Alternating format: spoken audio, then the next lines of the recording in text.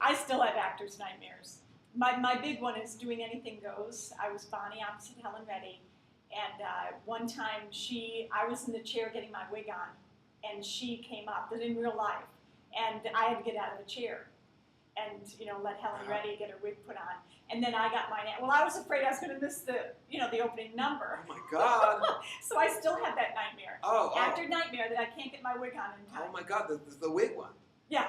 But did you have actors' nightmares even before? I mean, they seem to be something that is endemic. Where you have to go in on a show where you don't know any of the lines. That's the one I used to get. Oh, you did? I still do, even though it's do? years since I've acted. What is up with that? I hate those dreams. It's always the same thing. I'm backstage, there's a show going on, the stage manager's running up to me and saying, "You're on in 10 seconds," or something, and I'm saying, "What's the show? Does anyone have a script?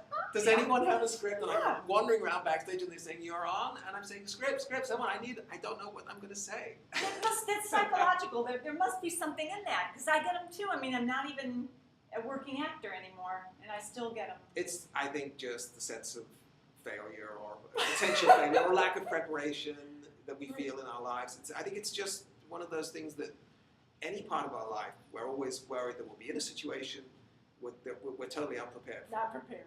And that's it, lack of preparation. Right. Or fear that you're not. Fear that you won't. It's just performance anxiety, let's face it. I'm sitting here with Peter Colley, and I just want to tell our web audience that you can find out more about him and his work and see how professional his website is and how much work he puts in to, collecting the reviews. You're really fastidious about... Google Alert, folks. Google Alert. Alert? That's it. That's what I use. Okay. All right. Set it up so all of your name and your titles of your plays come up. And whenever they appear on the internet, Google Alert will find them. That's how I find it, and then you'll get a little notification in your email saying that, your play, the Dr. Biscotti play, which is an unusual title, that'll certainly pop up. Because oftentimes when you're being published, Samuel French or Bakers or anyone, they're not going to tell you when you have productions. Well, they send you a check after the fact. Mm-hmm. That's what I find. I get this list of, this check saying you've had productions. But the reviews, you might miss them completely. Yes. If you don't have your Google alerts. Now, I know this is true for you, but I've actually found a couple of productions that were being done where they did not notify Samuel French, my publisher. Oh, yes. And then that's another reason to have Google Alert, because then you can go and as you know, I've had several big run-ins. In fact, I had to take someone to court. Is that all done, by the way? It is. It was a German producer, and I had to sue them in a German court.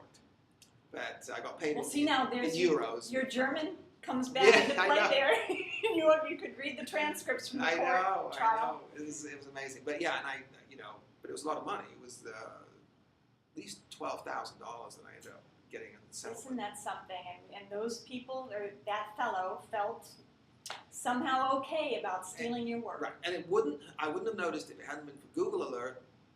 Picked up my name, and the title was in German. It was a completely different title. But foolishly, they had kept my name on it, and I found out about it. And I found out it was in the middle of a long run in Munich. So you can't hide anywhere these days.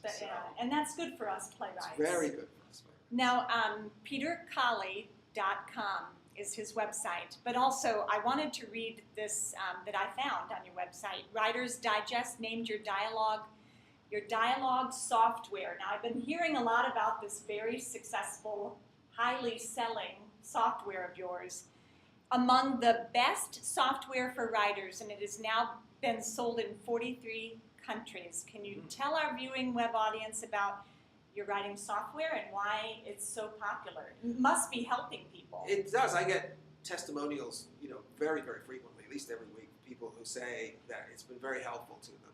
What it is, it won't actually write dialogue for you. Sorry about that. Just in case you were. It's more of an educational tool. It actually, what happens is I love good dialogue. And so I used to collect my favorite little snippets of dialogue, just to analyze them, trying to figure out why I like them so much. Like, frankly, my dear? Usually it's like 2 or 3 lines together. Oh, okay. So you get a line, response, that kind of thing. Mm-hmm. Sometimes a single line, but usually it's like more than one line. And I try and find out what's going on. Why do I like them? What's the structure? And I start to realize that all writers use certain techniques over and over again. And so I would like have a little box, and I would say, well, that's this kind of technique, and I make up some name for it. And I pop those samples in that box. And I kept doing this until I got over 100 different techniques and thousands of samples. And so I thought, well, I'm going to put these together into like a big sort of database. So and then I had to create the software for that. And so I had to hire a programmer to I did the design of it, but then I had to have somebody who knew computer code to actually make a program. Wow. And we put it together, and yeah, it's been selling since 2004. And people can find it on your website. Yeah, you can link to it on my website, or you can just go to greatdialogue.com. Greatdialogue.com. And it's on there too. And if you go to the Writer's Store in Santa Monica, they sell tons of it. For those of you who live in Los Angeles, there's a great Writer's Store in Santa Monica. And the Writer's Store, you can buy it on their website too. Writer's Store. At the Writer's Store. I get some great books from them. They're a terrific resource. Yes. And they've been very supportive. I mean, they've been buying it since 2005. Well, okay, so I'll just wind it up then. You're such an easy interview.